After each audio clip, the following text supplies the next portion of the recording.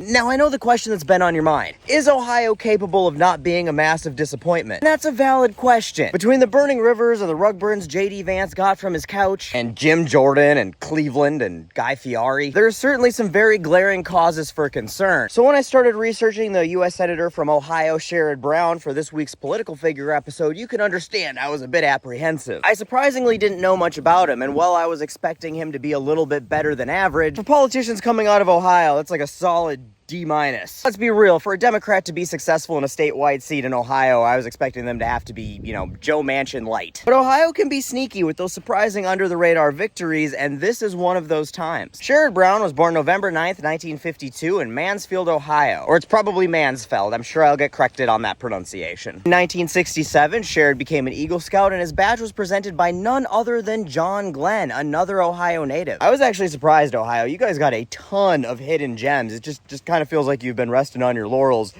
for the past few years. But I think you guys are getting back there. I got faith in you. Anyway, Brown graduated from Mansfield High School in 1970. Then he went on to get a bachelor's degree in Russian studies from Yale, which, Yale's not the flex I used to think it was. After giving us the Clarence Thomases and the Ron DeSantises and the J.D. Vances, I hear Yale and think, ew. But at least it wasn't a law degree from Yale, so there's that. He'd then go on to Ohio State to get his Master's of Art and a Master's of Public Administration. And if you don't feel like enough of an underachiever yet, during his senior year at Yale, he decided to run for Ohio State House and won. Meaning that while he was in the process of getting 2 master's degrees at the same time, he was also Ohio's youngest state rep in history. And if you don't feel inadequate yet, he also taught at Ohio State at the same time. And then in '82, he ran for Ohio Secretary of State and won. And he held that seat until 1990 when he narrowly lost re-election to William Howard Taft's grandson. The Tafts, also Ohio natives, although ones I'd probably brag slightly less about. But that is the one and only election he has ever lost to date. 1992, he ran for the U.S. House of Representatives in Ohio's 13th and won. And he served there until 2006 when he went and ran for U.S. Senate and won again. He has now been serving as a U.S. Senator from Ohio ever since. And honestly, I am insanely impressed with just how progressive he's been